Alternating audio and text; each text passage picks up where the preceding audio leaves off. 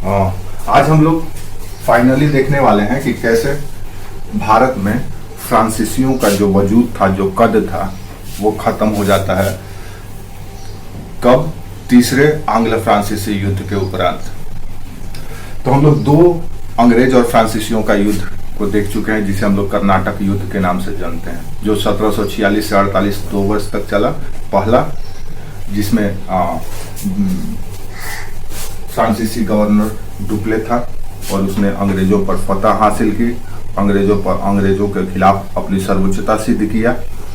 तो वही दूसरी ओर दूसरे फ्रांसीसी युद्ध, आंग्ल फ्रांसीसी युद्ध, जो कि शुरुआत हुआ था कर्नाटक और हैदराबाद के उत्तराधिकार को लेकर के, उसमें अपने राजनीतिक महत्वाकांक्षा को साधने के लिए फ्रांसीसियों ने पहल करना शुरू किया और द्वितीय युद्ध में अंग्रेजों के हाथों इन्हें पराजय का मुंह देखना पड़ा। एक तरफ जहां रॉबर्ट क्लाइव जैसा नेतृत्व था, वहीं दूसरी तरफ डुप्ले, लेकिन डुप्ले को पराजय का सामना करना पड़ा, जो लगभग 49 से लेकर के कब तक चला था?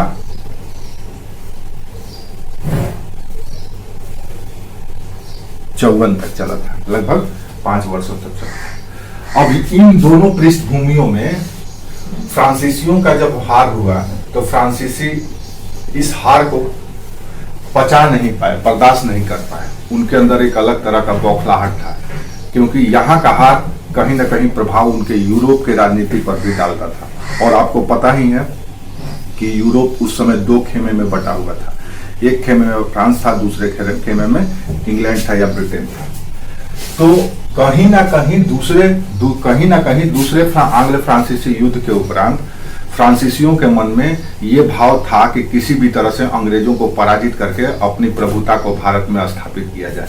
इसीलिए इसी असंतोष का परिणाम था आंग्ल फ्रांसीसी युद्ध का तीसरा चरण या तीसरा दौर, थर्ड फेज ऑफ आंग्ल फ्रांसीसी युद्ध, आंग्ल फ्रेंच वॉर, तीसरा चरण। अब इस तीसरे चरण के यानी तीसरे वार का पीछे जो कारण था अंग्रेज और फ्रांसीसियों के लड़ने का, वो यहाँ का नहीं था कि भारत में कुछ ऐसा उथल पुथल हो गया हो या कोई कंपनी, ब्रिटिश कंपनी फ्रांसीसी क्षेत्र को अधिग्रहित कर ली हो या आक्रमण कर दिया।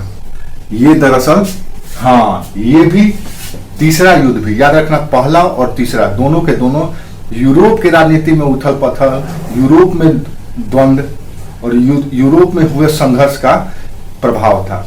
तो यहां पर भी तीसरा जो आंग्ल फ्रांसीसी युद्ध हुआ भारत में, इसका जो पहला या मेजर फैक्टर था, वो फैक्टर ये था कि यूरोप में 7 वर्षीय युद्ध जो 7 वर्षों तक लड़ा गया था,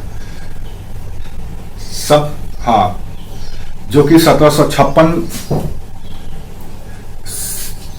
लगभग 1756 में शुरू हुआ और 63 तक चला था।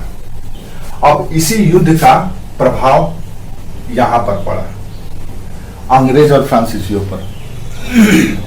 अब आपको पता है कि द्वितीय आंग्ल फ्रांसीसी युद्ध में फ्रांसीसियों को अपमानजनक संधि करना पड़ा था और गाहे बगाहे इसका कहीं ना कहीं फ्रांसीसी सरकार पर, फ्रांसीसी राजघराने पर असर पड़ रहा था, उनकी प्रतिष्ठा पर, उनके साख पर असर पड़ रहा था। ऐसी स्थिति में फ्रांस की सरकार ने काउंट लैली को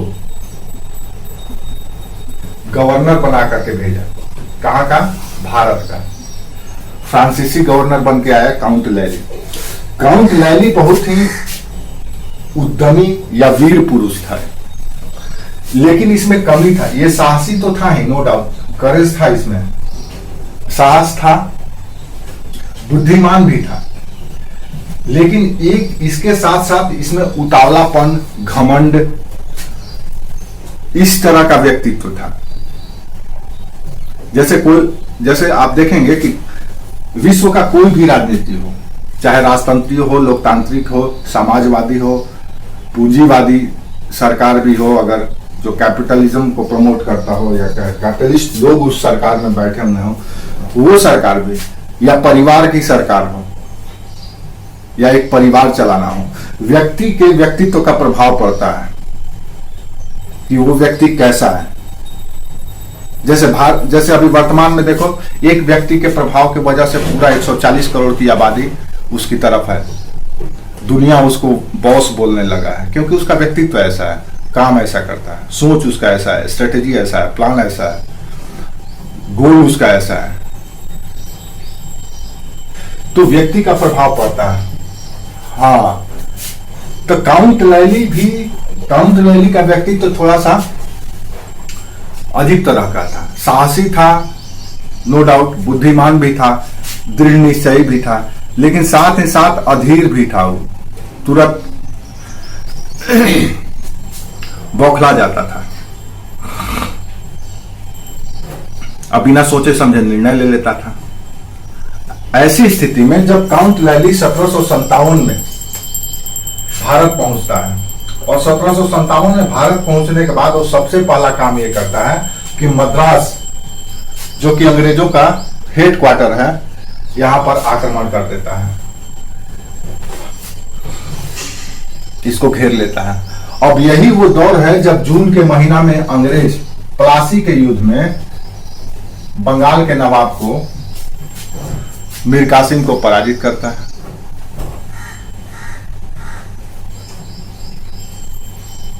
ठीक है,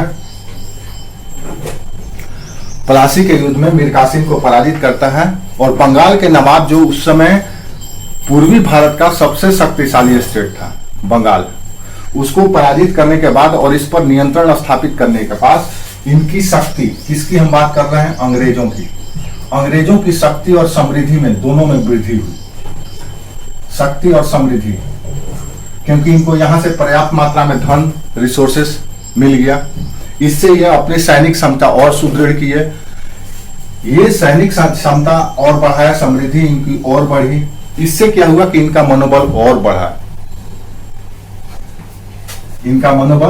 बढ़ा, काहे के लिए भाई, कि जब हम इससे पहले भी फ्रांसीसियों को हरा ही चुके हैं, बंगाल के नवाब को रेल ही दिए, तब इनके पास ऑप्शन था कि भाई चलो जोश के साथ अगले बार इनको ढाहिए दिया जाए, ताकि पूरे भारत के संसाधनों पर अपना नियंत्रण हो जाए, भारत के बाजार अपने कब्जे में आ जाए, भारत के रिसोर्सेस हमारे कब्जे में आ जाए। ठीक है,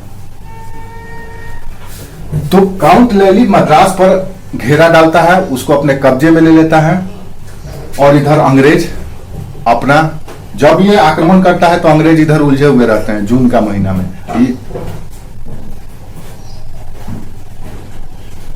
1757, हाँ, जून के, वो तो बहुत बात की चीज है, 1757 की हम बात कर रहे हैं। इधर मद्रास उनके कब्जे से निकल जाता है और बंगाल इधर आ जाता है। बंगाल पर फतह करने के उपरांत रॉबर्ट क्लाइव के पास अब एक ही ऑप्शन है कि अब फ्रांसीसियों को कमजोर किया जाए। काउंट लैली मद्रास के विजय के उपरांत यहीं पर है तंजौर पर भी आक्रमण करता है। याद करो, यही वो तंजौर है जहां पर क्या हुआ था इससे पहले, तंजौर का नाम सुनिए ना, हाँ, याद है, नहीं याद है, ठीक है, कोई बात नहीं, उसको याद रखो, पढ़ो। तो तंजौर पर आक्रमण कर देता है। तंजौर पर आक्रमण करने के पीछे ये कारण था कि तंजौर का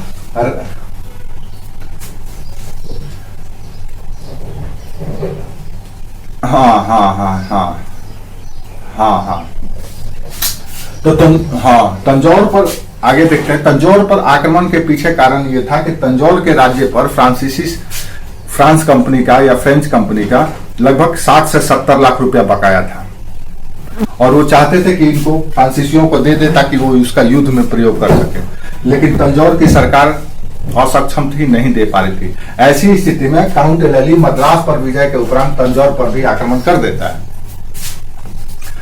इधर रॉबर्ट क्लाइव बंगाल विजय के उपरांत अब इधर ध्यान देता है, और सबसे पहले उसने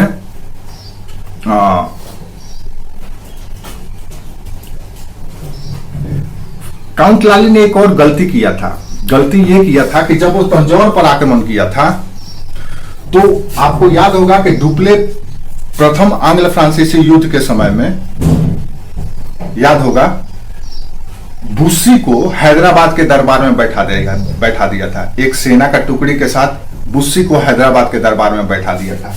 अब यहाँ हैदराबाद है, यहाँ कर्नाटका है। यहाँ पे बुस्सी एक टुकड़ी लेकर के हैदराबाद में रहता था। जब तंजौर पर आक्रमण किया गया तो काउंट लैली बुस्सी को भी बुला लिया कि तुम भी आ जाओ और मिलकर के हम लोग आक्रमण करते हैं। ठीक है।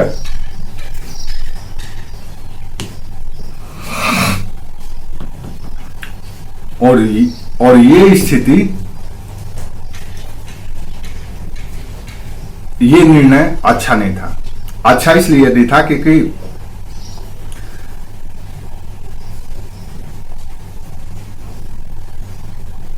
जब हैदराबाद से बुस्सी को बुला लिया गया तो रॉबर्ट क्लाइव ने हैदराबाद के साथ मिल करके षड्यंत्र रचना शुरू किया कि इनको कैसे बुलाया जाए, इनको कैसे हराया जाए। अब यहाँ पे हैदराबाद के दरबार में बुस्सी के बैठने की वजह से हैदराबाद के नवाब भी बेचारा विचलित रहता था, अपने आप को हमेशा कह सकते हैं कि एक तरह से नहीं, बाउंड में बंधा हुआ महसूस करता था, वो फ्रीडम महसूस नहीं करता था। जब ये हटा तो अंग्रेज इसके साथ मिलकर के इनके खिलाफ षड्यंत्र करना शुरू कर दिया। तो ये कुछ स्थिति था। 1760 में आते आते फाइनली 1760 में आते आते रॉबर्ट क्लाइव आयरकुट के मदद से, आयरकुट जो कि एक सेनापति था ईस्ट इंडिया कंपनी का, आयरकुट के मदद से फ्रांसीसियों और अंग्रेजों को आमने सामने वांडीवास में कराया। वांडीवास एक जगह है, ये याद रखना, पूछा जाता है कि थर्ड एंग्लो फ्रांसीसी युद्ध कहां पे लड़ा गया, तो वांडीवास में, यहीं पर है वांडीवास। एक कैप्टन था, कैप्टन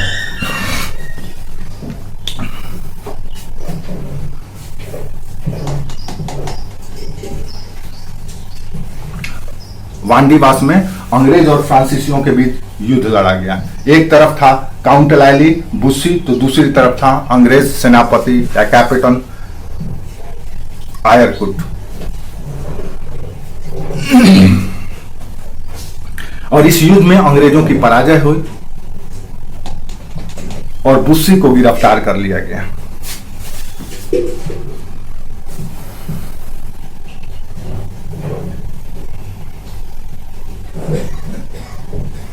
नहीं, रॉबर्ट क्लाइव बंगाल में बैठा हुआ था और रॉबर्ट क्लाइव इस समय वापस चला भी गया था। 1760 तक रॉबर्ट क्लाइव वापस इंग्लैंड चला गया था। हाँ, तो वांडीवास के युद्ध में इनकी पराजय हुई और बुस्सी को गिरफ्तार कर लिया गया।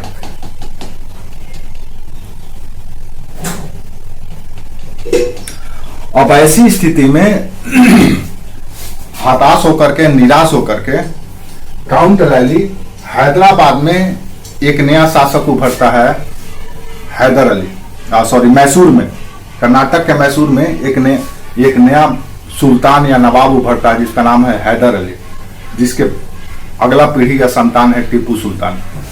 तो काउंट लैली हैदर अली से भी मदद मांगता है और हैदर अली आश्वासन भी देता है कि हम तुम्हारी मदद करेंगे अंग्रेजों के खिलाफ, क्योंकि वो भी जानता था कि अंग्रेज अगर शक्तिशाली हो जाएंगे तो फिर उनके लिए दिक्कत होगा। और वो भी चाहता था कि अंग्रेज और फ्रांसीसी लड़ते रहें, दोनों कमजोर रहें ताकि उनके राज्य पर कोई प्रभाव ना पड़े।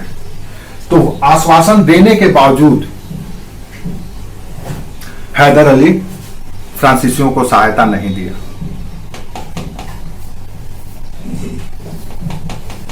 और अंग्रेजों ने फ्रांसीसियों का जो मुख्यालय था पौंडीचेरी, अपने मद्रास के बदला लेने के लिए, अपने मद्रास कैपिटल का या मद्रास जो इनका केंद्र हुआ करता था, उस समय प्रेसिडेंसी नहीं था, इनका जो केंद्र था उसका बदला लेने के लिए पांडिचेरी पर घेरा डाल देता है और पांडिचेरी को कब्जे में ले लेता है। अब ये जो इनका सेंटर ऑफ ट्रेड था या सेंटर ऑफ एडमिनिस्ट्रेशन आप कह सकते हैं फ्रांसीसियों का, पांडिचेरी भी जब अंग्रेजों के कब्जे में चला गया, देन इनका मनोबल पूरी तरह से टूट गया। ठीक है। और 1761 के आते आते इन्हें अंग्रेजों के समक्ष समर्पण करना पड़ा।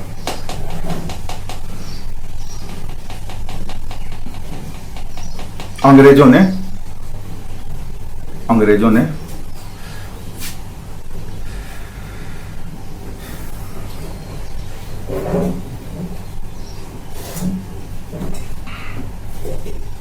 क्या कंफ्यूजन है बोलो? इसमें कुछ नहीं समझना है, इसमें कुछ नहीं समझना है, देख लो क्या समझना है। इसमें समझना यह है कि गोडेहू के उपरांत काउंट लैली को गवर्नर बना करके फ्रांसीसियों को भेजा जाता है। फ्रांसीसी गवर्नर लैली जो है थोड़ा महत्वाकांक्षी है, दृढ़ निश्चयी है, एग्रेसिव है। वो आते आते वो सोच करके आता है कि हमको अंग्रेजों का तहस नहस कर देना है, लेकिन वो परिस्थिति खोजता है कि कैसे युद्ध किया जाए। तो युद्ध का अवसर कब मिलता है? जब यूरोप में सप्तवर्षीय युद्ध शुरू हो जाता है। उधर यूरोप में आपस में फ्रांसीसी और अंग्रेज लड़ना शुरू करते हैं एक दूसरे के खिलाफ, और इधर अवसर मिल जाता है लैली को। लैली क्या करता है? सबसे पहले मद्रास को जीतने की कोशिश करता है, क्योंकि सेंटर ऑफ एडमिनिस्ट्रेशन या सेंटर ऑफ ट्रेड दक्षिण में अंग्रेजों का मद्रास ही था। ठीक है, हाँ, तो मद्रास को घेरा डाल देता है, मद्रास को अपने कब्जे में ले लेता है। उसके उपरांत तो एक नेटिव स्टेट है तंजौर, देसी राज्य, उसमें उस राज्य पे कुछ इसकी पैसा बकाया रहती है फ्रांसीसी कंपनी का 60-70 लाख रुपया। तो उसकी मांग करता है, वो नहीं दे पाता है, देनो तंजौर को भी घेरा कर लेता है। और तंजौर का फतह करने के लिए वो ये एक ऐसा रणनीति बनाता है कि उस रणनीति में बुस्सी को भी शामिल कर लेता है, जो कि हैदराबाद के दरबार में एक टुकड़ी लेकर के बैठा हुआ है।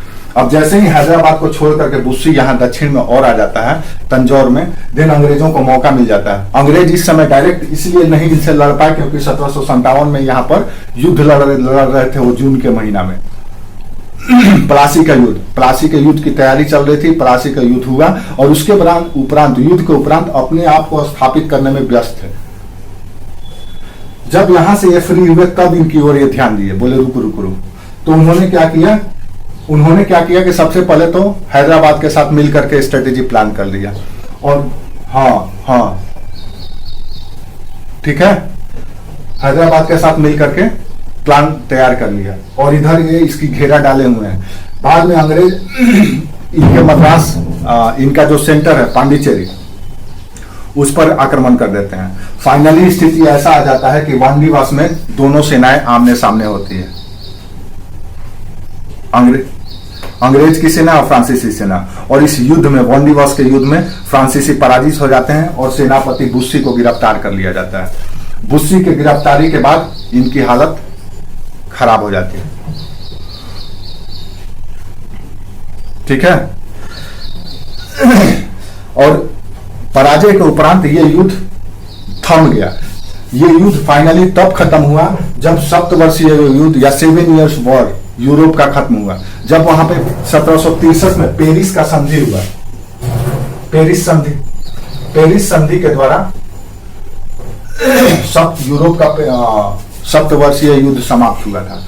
पेरिस संधि जब हुआ तो उस संधि के उपरांत फिर इन दोनों के बीच में भी समझौता हो गया और विजित किए हुए क्षेत्र लौटा दिए गए एक दूसरे के। यानी पांडिचेरी फ्रांसीसियों को मिल गया, लेकिन ये शर्त पर कि आप पांडिचेरी की किलाबंदी या घेराबंदी नहीं करेंगे। ठीक है,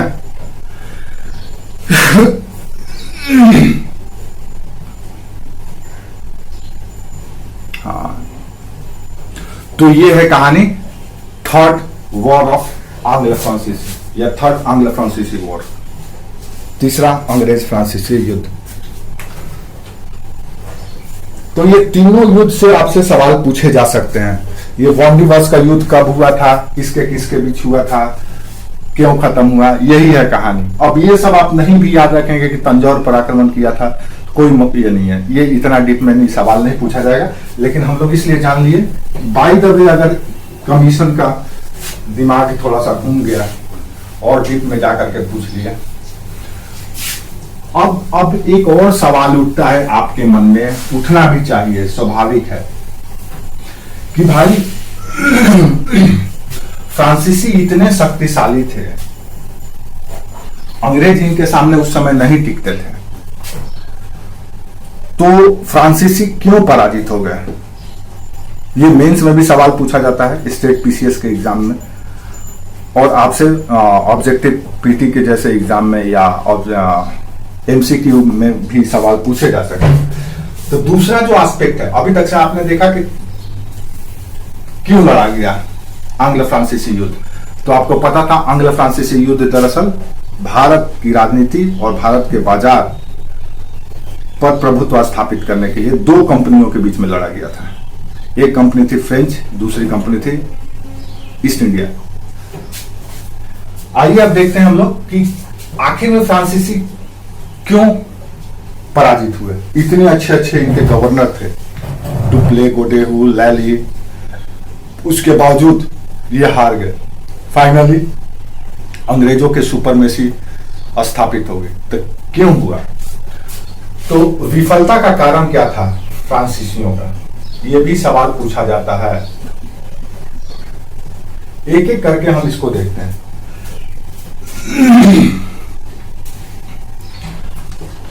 कि क्यों फ्रांसीसी विफल हो गए और अंग्रेज सफल हो गए। ठीक है, सबसे पहला जो कारण था वो ये था कि फ्रांसीसी अपने देश की राजनीति में बहुत ज्यादा उलझे हुए। सबसे पहले तो ये समझ लो कि फ्रांसीसी कंपनी का जो नेचर था भारत में, वो नेचर ईस्ट इंडिया कंपनी से बिल्कुल अलग था। किस मामले में? एक तो आप अगर ईस्ट इंडिया कंपनी को देखें और दूसरी ओर फ्रांसीसी कंपनी को देखें, हम देख रहे हैं कि कंपनी का स्वरूप जो था वही अलग अलग था। फ्रांसीसी कंपनी एक पब्लिक सेक्टर कंपनी थी, यानी कि सार्वजनिक क्षेत्र की कंपनी थी, सरकार की कंपनी थी। इसमें जो कैपिटल इन्वेस्ट हुआ था, जो पैसा लगाया गया था, मान लीजिए 100 रुपया लगा करके कंपनी खड़ा किया गया। कोई आप कंपनी खड़ा करते हैं, अब पता चला कि 100 रुपया में कि 70 रुपया सरकार का लगा है और 30 रुपया आपका लगा है। ऐसी स्थिति में कंपनी पर नियंत्रण किसका होगा? कंपनी पर प्रभाव किसका होगा? सरकार का होगा। और आपको पता ही है कि कोई भी सरकारी चीज लटकने, भटकने, अटकने वाली होती है। वर्तमान की सरकार बोलती है ना, नरेंद्र मोदी की सरकार बोलती है कि हमसे पहले लटकने, भटकने और अटकने वाली योजना होती थी। तो यहां का चरित्र, फ्रांसीसी कंपनी की चरित्र कुछ ऐसे ही है। ये सरकारी कंपनी है, इसमें 70 रुपया सरकार का लगा है और इसका मुनाफा जो होता था वो कंपनी के डायरेक्टरों को सरकार तय करके देती थी कि हम आपको इतना % देंगे, और जो हिस्सेदार थे 30% को, उनका भी निर्धारण यही करती थी। दूसरी ओर ईस्ट इंडिया कंपनी पूरी तरह से एक निजी कंपनी थी। ये ज्वाइंट वेंचर कंपनी थी। ज्वाइंट वेंचर कंपनी कहने का मतलब यह है कि इंग्लैंड के व्यापारी या कैपिटलिस्ट मिल करके ये कंपनी खड़ा किए थे। जैसे रिलायंस है, जैसे अडानी का है, जैसे बिरला का है, जैसे टाटा का है, जैसे और भी लोग हैं, मित्तल का है। ये निजी कंपनी है, ये निजी कंपनी है। अब सोचो, निजी कंपनी और गवर्नमेंट का कंपनी, पब्लिक सेक्टर, दोनों के बीच में संघर्ष होगा या दोनों के बीच में प्रतिस्पर्धा होगा तो कौन आगे बढ़ेगा? आप आज के समय में देख लो ना, कोई सरकारी सुविधा लेने जाओ, उस सुविधा फैसिलिटी को देखो, और प्राइवेट सेक्टर,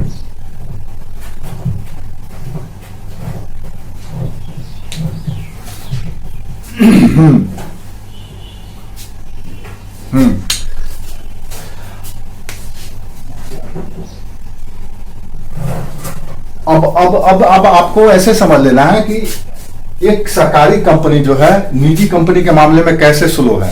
एक तो निर्णय या फैसला लेने में आप देखिएगा इसमें लेट होगा। निर्णय जो होगा थोड़ा सा लेट से या धीमे गति से लिया जाता है। इनका जो सिस्टम होता है, तंत्र, वो तंत्र अटकने, भटकने और लटकाने वाला होता है। कोई भी सार्वजनिक क्षेत्र कंपनी हो, निर्णय लेट से लिया जाता है। सिस्टम के में जो लोग शामिल है वो एक दूसरे से अटकाते, फंसाते रहते हैं। इनके अधिकारी लालची, लोभी हो जाते हैं, अधिक से अधिक अपना मुनाफा कमाना चाहते हैं अधिकारी, क्योंकि इनको ये ज्वाइन ही किए हैं इसी के लिए, ये नौकरी कर रहे हैं। दूसरी ओर प्राइवेट है, ये सिर्फ और सिर्फ लाभ देखता है कंपनी का, अधिक से अधिक मुनाफा। निर्णय तुरंत एकदम तत्काल लिया जाता है, त्वरित निर्णय लिया जाता है। अधिकारियों की रिस्पॉन्सिबिलिटी या उत्तरदायित्व निर्धारित होती है। ऐसी स्थिति में ये दोनों जब बाजार में आए तो स्वाभाविक है कि प्राइवेट सेक्टर लीड करेगा ही। अब छोटा सा भी यहाँ पे फैसला लेना है, देन फ्रांस लुई 14वें 15वें से निर्णय उनके फैसले का इंतजार करना पड़ेगा कि फ्रांस के बादशाह सलामत या राजा लुई 16वां लुई 15वां क्या बोलते हैं, लुई 14वां क्या बोलेंगे, जो फैसला लेंगे वही हम करेंगे। और यहाँ पे क्या है कि यहीं के स्तर पर निर्णय लिया जाता था। इंग्लैंड में बैठा हुआ कोर्ट ऑफ डायरेक्टर वो फैसला लेकर के वहां से रिलीज कर दिया, वहां एग्जीक्यूट कर दिया गया। और यहाँ के गवर्नर को तत्कालीन परिस्थितियों में फैसला लेने का भी अधिकार था, वो अवसर पड़ने पर, जरूरत पड़ने पर फैसला ले लेते थे, लेकिन यहाँ पे ऐसा नहीं था। तो सबसे पहला जो अंतर था वो कंपनी के प्रकृति या नेचर में ही था।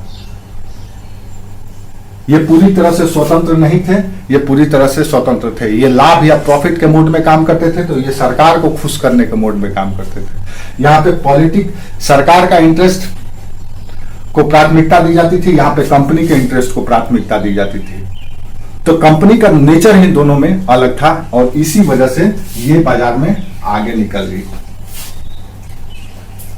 ठीक है, तो अंग्रेज क्यों जीते और फ्रांसीसी क्यों हारे? पहला कारण यह है। दूसरा कारण अगर देखा जाए फ्रांसीसियों और अंग्रेजों का, तो ये था कि फ्रांसीसी जो थे, इनके जो राजा, क्योंकि ये सार्वजनिक कंपनी थे, और यहाँ के राजतंत्र, फ्रांसीसी राजतंत्र और यहाँ के राजा यूरोप के राजनीति में ज्यादा उलझे हुए रहते थे। उनको ज्यादा अपना कॉलोनी या उपनिवेश को लेकर के उतनी संवेदनशीलता नहीं थी जितनी होनी चाहिए। फ्रांसीसी यूरोप के राजनीति में, यूरोपीय राजनीति में ज्यादा उलझे रहते थे। ये इटली और जर्मनी का जो यूनिफिकेशन या एकीकरण चल रहा है उसमें बिजी है, वहां की राजनीति में ज्यादा समय दे रहे हैं, उनका ध्यान ज्यादा उधर है। जैसे अभी भी देखोगे तो किसी भी देश की राजनीति बड़ी संवेदनशील मुद्दा होती है, क्योंकि राजनीति या सरकार बदलता है तो लोगों का सरोकार भी बदल जाता है। आपको ये बात पता है, सब कुछ बदलने लगता है। इतिहास का पन्ना पलटो तो पता चलेगा कि जब जब सत्ता बदला है, व्यवस्था बदल जाती है, लोगों का सोच, कला, विज्ञान, अन्वेषण, संस्कृति, सब कुछ बदलने लगता है। यह स्वाभाविक बात है। अब यहाँ की फ्रांस की भी स्थिति कुछ ऐसा ही है। फ्रांसीसी सरकार या फ्रांसीसी राजतंत्र लोकल पॉलिटिक्स में, स्थानीय पॉलिटिक्स में, या आप कह सकते हैं कि कॉन्टिनेंटल पॉलिटिक्स में, उपमहाद्वीपीय पॉलिटिक्स में फंसी हुई थी। जर्मनी का एकीकरण चल रहा है, इटली का एकीकरण चल रहा है, तो उसमें पहल करने और हस्तक्षेप करने में अपना समय दे रही थी। तो दूसरी ओर ईस्ट इंडिया कंपनी और अंग्रेज का पूरा फोकस, अगर आप इंग्लैंड को देखेंगे तो वो एक चारों तरफ से समुद्र से घिरा हुआ देश है, वो कॉन्टिनेंट से कटा हुआ देश है यूरोप कॉन्टिनेंट में, लेकिन वो चारों तरफ से समुद्र से घिरा हुआ है। उसको पता है कि भैया हमारा व्यापार, ट्रेड और कॉमर्स अगर बेहतर नहीं होगा, अगर हम ज्यादा से ज्यादा उपनिवेश नहीं बनाएंगे, तो हमारे यहाँ जो इंडस्ट्रियलाइजेशन हुआ है, औद्योगिकरण हुआ है, जहां एक विशाल पूंजी, एक विशाल मात्रा में कैपिटल लगा हुआ है, मार्केट नहीं मिलेगा और ये लोग कैसे सरवाइव करेंगे? फिर इनकी सरकार कटघरे में आ जाएगी। तो इसलिए पूरा का पूरा फोकस वो लोकल पॉलिटिक्स से हटा करके अपने कॉलोनी को विस्तृत करने और उसको सुदृढ़ करने में लगा है। ठीक है, तो दूसरा कारण ये था। अब आज भी देखोगे, अगर हमारे यहाँ क्या होता है, हमारे यहाँ इससे पहले की सरकारों में देखोगे तो लोकल पॉलिटिक्स में ही सरकार पे परेशान रहते थे। यहाँ के लोगों को खुश करने में, अपीजमेंट करने में, तुष्टिकरण करने में, जातिवादी, बाहर से उसको कोई लेना देना ही नहीं था। एक छोटा सा भी चीज लेना है तो इंपोर्ट कराता था, कमीशन खाता था सरकार, उसके एजेंट कमीशन खाते थे। जो चीज बना करके भारत दुनिया को दे सकता है वो भी इंपोर्ट किया जाता था। आप मंगलयान भेज सकते हैं लेकिन एक गन तैयार नहीं कर सकते हैं। ये स्थिति था क्योंकि कमीशन खोरी था। तो जब आप लोकल पॉलिटिक्स में इन्वॉल्व हो जाते हैं और एक ब्रॉड प्रोस्पेक्टिव को इग्नोर कर देते हैं तो राष्ट्र पे संकट आ ही जाता है। राष्ट्र एक ऐसा कॉन्सेप्ट है, समझ लो कि राष्ट्र को समझने के लिए या राष्ट्र कि भावना अगर आपके अंदर नहीं है, देश कभी भी आपका सुरक्षित नहीं रह सकता है। आज भारत इतना साउंड और सेफ क्यों है? क्योंकि भारत पूरे देश को ही एक वर्तमान की सरकार या मोदी की सरकार पूरे देश को ही एक परिवार की तरह समझता है, लेकिन इससे पहले की जो सरकार थी वो परिवार को ही एक देश समझती थी।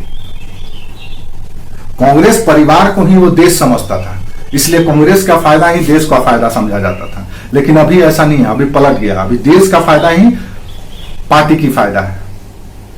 इसीलिए हम कहेंगे कि सभी लोगों से अपील करेंगे कि भूल के भी जिंदगी में अगर आने वाला जनरेशन है, पीढ़ी वोट देने के लायक हो गया 18 साल, तो उसको कभी एडवाइज मत करना कांग्रेस को वोट देने के लिए, क्योंकि आने वाला 10-15 सालों में हो सकता है ये साले चोर चमार लोग देश को बेच करके भी भाग जाए, क्योंकि इनका खून यहाँ का नहीं है। क्यों होगा संवेदना? माँ कहाँ की, बाप कहाँ, कौन सा ब्रीड, कहाँ का ईंट, कहाँ का रोड़ा, भानुमति ने कुनबा जोड़ा, उनको क्यों सिंपैथी होगा? आपको अमेरिका में 10 पीढ़ी भी रह रही है, लेकिन अमेरिका से संवेदना नहीं होगा, क्योंकि आपका नस्ल ही अमेरिकन नहीं है। तो ये सालों का भी वही हाल है कांग्रेसियों का।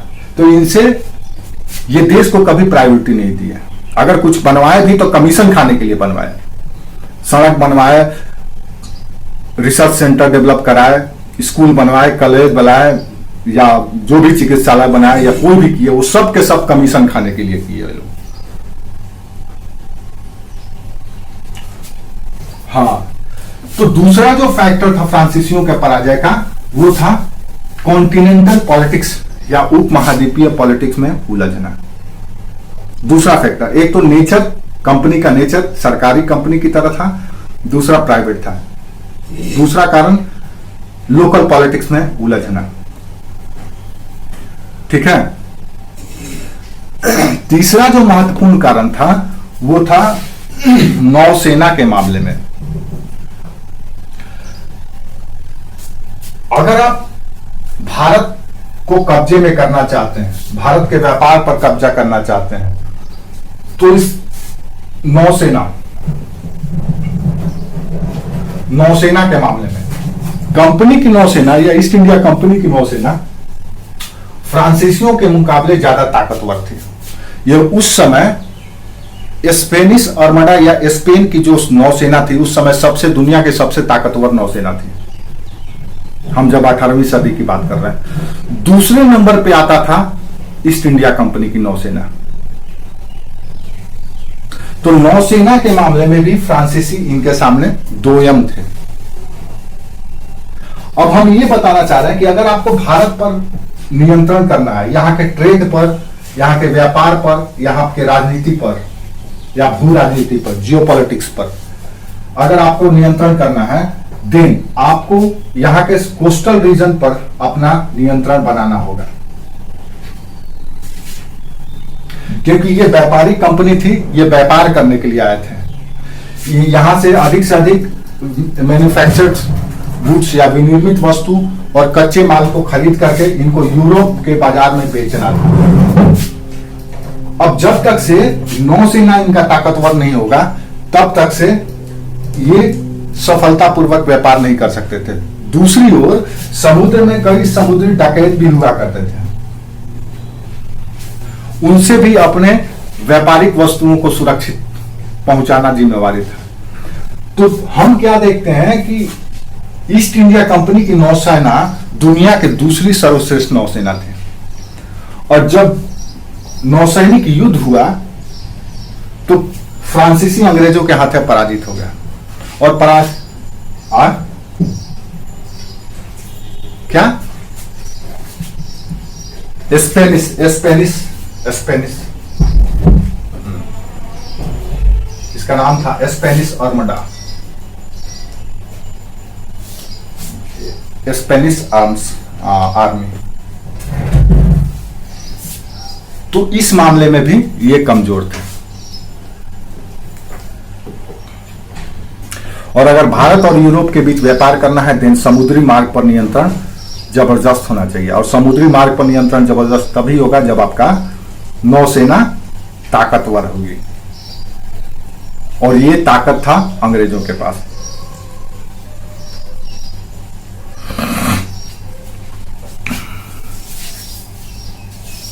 ठीक है। तो नौसेना के साथ साथ किसी भी आप कह सकते हैं कि कोई भी ग्रुप हो, संस्था हो या संगठन हो या कंपनी हो, कोई भी कंपनी अगर किसी एक ही रिसोर्सेस पे निर्भर हो तो वो संकट में आ सकता है। मान लीजिए आपका आय का साधन एक ही है, आप नौकरी करते हैं और नौकरी में अगर खतरा हो गया, नौकरी से सस्पेंड कर दिए गए, देन आपका आय इनकम ब्लॉक हो जाएगा और आपकी हालत खस्ता हो जाएगी। तो अगर दूसरा अगर कंपेयर किया जाए नौसेना शक्ति के बाद कि क्यों पराजित हुए, अंग्रेजों से कैसे हार गए, तो वो ये था कि इनका जो आधार था भारत में बहुत छोटा था। ये पांडिचेरी में ही, पांडिचेरी, माही, जिंजी इन्हीं जगहों पर सीमित थे। लेकिन इनके पास, अंग्रेजों के पास कई था, बंगाल में भी था, बिहार में भी था, दक्षिण में भी था, तो इनका कई क्षेत्र था। एक अगर क्षेत्र फ्रांसीसी कब्जा कर भी लेते थे तो दूसरे जगह से उनको आय मिलते रहता था, शक्ति को पुनः अर्जित करते रहते थे।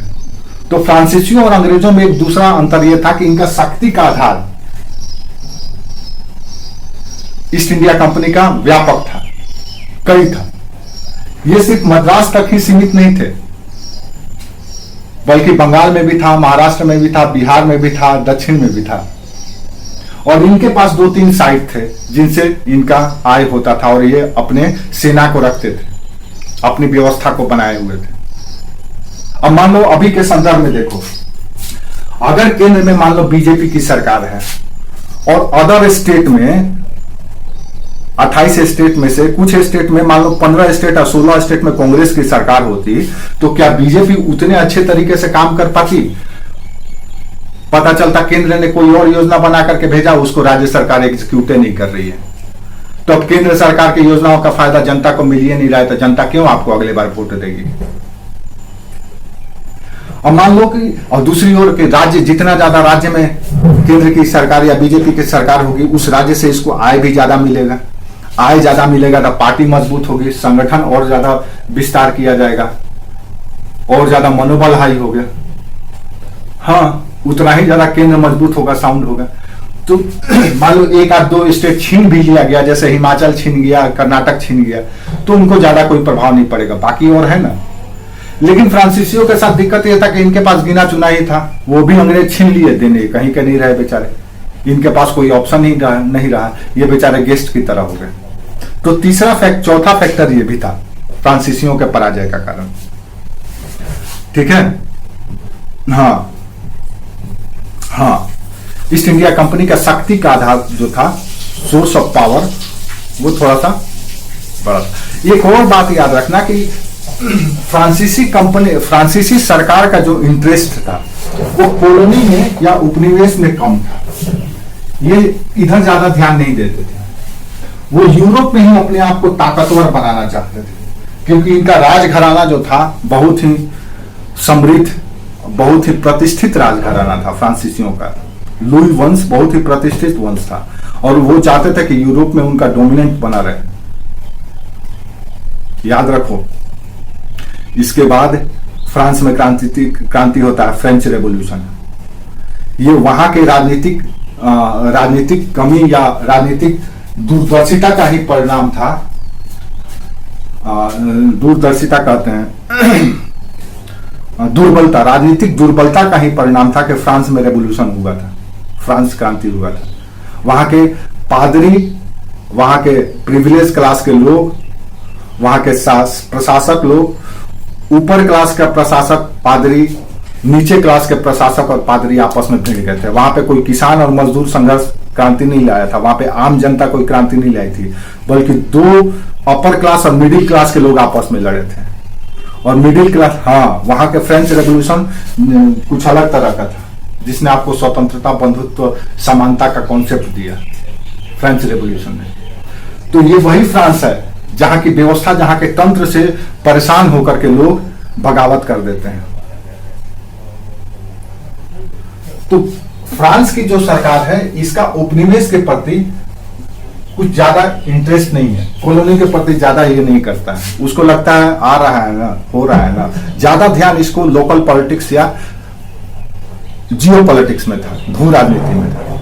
वो भी कॉन्टिनेंटल लोक जियो पॉलिटिक्स में, उप महाद्वीपीय भू राजनीति में ज्यादा इंटरेस्ट था, वो वहीं पर अपने आप को सुरक्षित रखना चाहते थे। ठीक है, हाँ हाँ हाँ,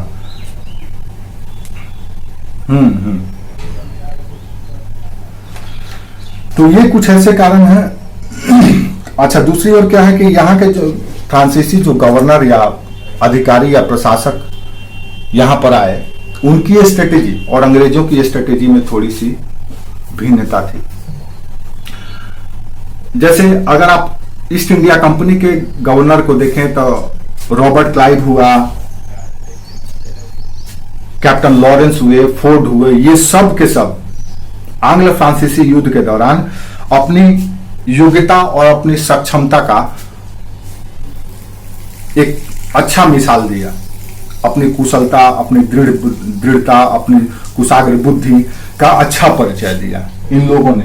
जैसे कि आप देखे होंगे कि पुरानी से पुरानी राजनीतिक दल, अगर हम प्रेजेंट में देखें तो पुराना से पुराना राजनीतिक दल धराशायी हो गया, कांग्रेस। क्यों? क्योंकि यहां कांग्रेस का नेतृत्व तो जिस व्यक्ति के हाथ में है, जो एक डिजाइनर बेबी की तरह है, राहुल गांधी, उसको कुछ पता ही नहीं है। उसको यहाँ के जियो पॉलिटिक्स के बारे में पता नहीं है, यहाँ के लोगों की मर्म को नहीं समझता है, यहाँ के लोगों की संवेदना को नहीं समझता है, यहाँ के लोगों को फीलिंग को नहीं समझता, भाव को नहीं समझता, एस्पेक्ट को नहीं समझता, प्रॉस्पेरिटी नहीं जानता, कुछ नहीं जानता है, ईयर ड्रॉप किया गया है। तो उसकी मेंटालिटी, और जो जमीन से उठ करके गया है, जो पार्टी कार्यालय में झाड़ू लगाता था, दरी बिछाता था, वहां से पढ़ते पढ़ते उस मुकाम तक गया है, एक स्टेट का मुख्यमंत्री बना है, तो स्वाभाविक है कि उसके साथ उसका एक्सपीरियंस बुरा और अच्छा दोनों जुड़ा हुआ है। ये साले ऊपर से डाले गए हैं, चांदी के चम्मच में लेकर के पैदा हुए हैं मुंह में, तो इनको क्या पता है? ये खूब से खूब जानेंगे तो इनके आसपास जो चमचे हैं वो बोलेंगे, वही ये बोलता है। अब इसी से एक उदाहरण देख लो ना, अभी गया है उधर अमेरिका या पता नहीं कहां, अमेरिका गया है ना, वहां जाकर के इंडियन कल्चर का मजाक उड़ा रहा कि नरेंद्र मोदी दंडवत प्रणाम करते हैं, हमसे तो नहीं होगा। अबे तुमसे कहां होगा? तुम तो अपनी मम्मी का चुम्मा लेने वाले आदमी हो। सब कोई गोड़ छूता है तो तुम चुम्मा लेता है। वो दिखावा है, वो तो दिखावा है मंदिर में जाकर के। तो उसका संस्कार और इसका संस्कार, अब भारत यूरोपीय संस्कार लेकर के आओगे भारत में और सोचोगे कि भारत को फतह कर ले, तो कैसे होगा भैया?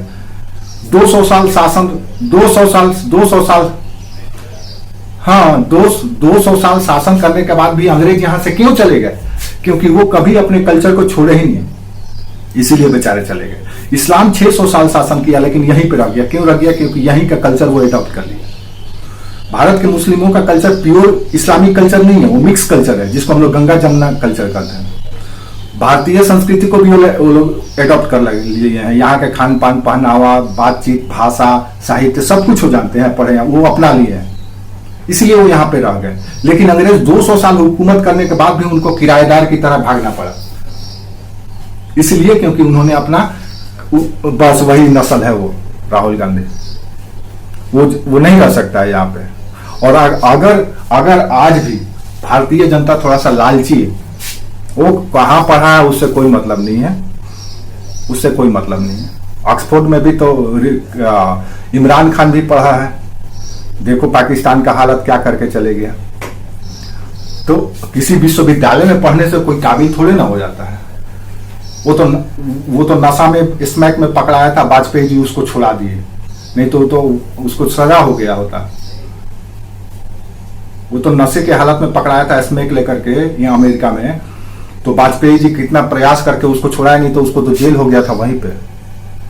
और उसकी माँ बार डांसर, शराब परोसने वाली, तो उस कल्चर का वो आदमी है, तो उससे आप क्या अपेक्षा करेंगे?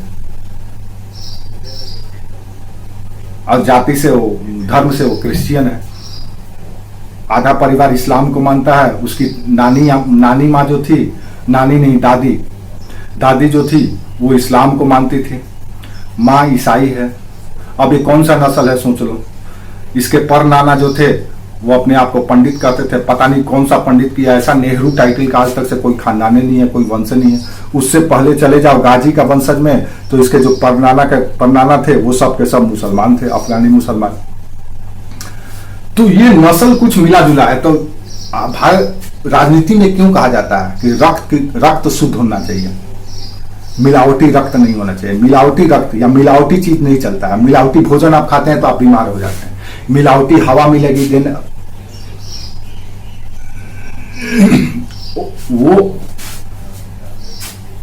वो दर उसको क्यों लोग पप्पू कहते हैं, इसलिए कहते हैं कि उसका कुछ है ही नहीं अपना, क्या बोलना है कैसे बोलना है। वो जबरदस्ती, अगर वो पंचायत का चुनाव लड़ जाए तो वो नहीं जीत पाएगा। उसकी इतनी कैपेबिलिटी है, उसकी इतनी क्षमता है, बस यही समझ लो। वो तो दुनिया के दूसरी सबसे धनी मनी महिला है, तीसरी सबसे धनी मनी महिला है सोनिया गांधी, इतना प्रॉपर्टी है।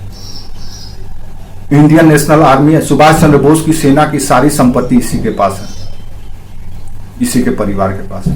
भर भर के ड्रम ट्रंक में आया था हीरे जवाहरात और पैसा, सोना चांदी, वो सब पैसा यही लोग के पास है। 70 साल तक देश को लूटा है, वो सब पैसा कहाँ है? इसीलिए चल रहा है पैसा के बदौलत। अगर आज नोटबंदी कर्नाटक के चुनाव से पहले हो गया होता तो कर्नाटक का चुनाव भी ये नहीं जीत पाता। और 2000 का नोट इसीलिए बंद किया गया है ताकि 2024 के चुनाव में इन लोगों का कमर तोड़ दिया जाए। 2000 का नोट कहाँ गया? वो सब के सब नेता और कैपिटलिस्ट दबा करके बैठे हैं, इसीलिए नोटबंदी किया गया है। हाँ,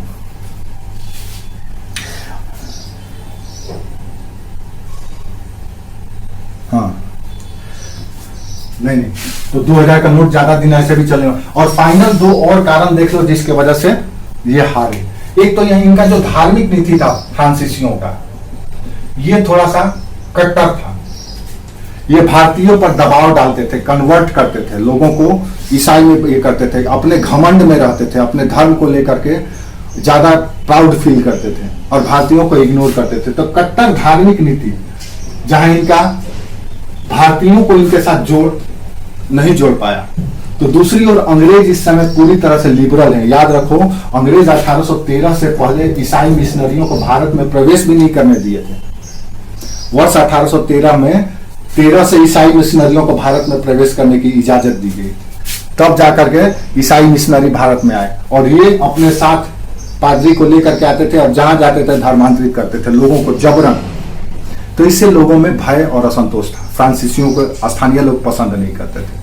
और अगर लड़ाई हो रहा हो, दो अधिकारी या 2 कैप्टन आपस में लड़ रहे हो, एगो का जान खतरे में हो और दूसरे और उसको बचाना हो, तो भारतीय अगर फ्रांसीसी देख रहा है कि फ्रांसीसी पस्त है, हार रहा है, तो भारतीय अंग्रेज के साथ जाकर के खड़ा हो जाते थे, न कि फ्रांसीसियों के साथ, क्योंकि इनका व्यवहार ही ऐसा था।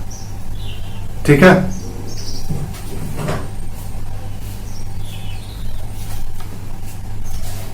हाँ, तो ये व्यापारी ना होकर के ये सब कुछ हो गए थे। ये व्यापारी नहीं थे, व्यापार करने के लिए आए थे, लेकिन व्यापार ना करके, जैसे होता है ना, कहते हैं कि गए थे हरि भजन को होटल लगे कपास, तो आए थे व्यापार करने के लिए, लेकिन व्यापार कम और यहाँ का लोकल पॉलिटिक्स, रिलीजियस एक्सपेंशन, इस पर ज्यादा ध्यान देते थे।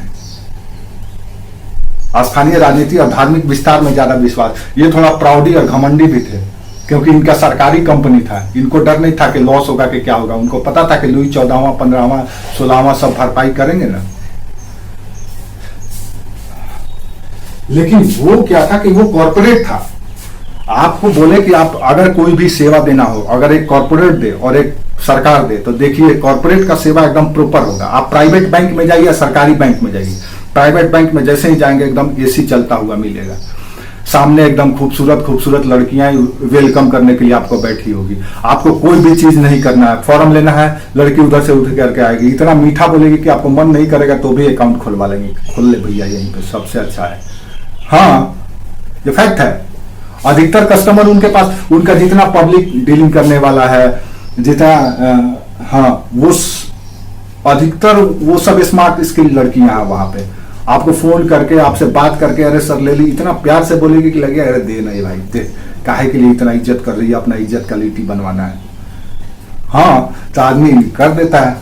तो प्राइवेट सेक्टर और पब्लिक सेक्टर में जाइएगा, स्टेट बैंक में जाइए, उसका हमेशा लंच टाइम रहता है, टी टाइम है, टी ब्रेक है, तो ये ब्रेक है, तो ये फार्म नहीं है, तो वो नहीं है।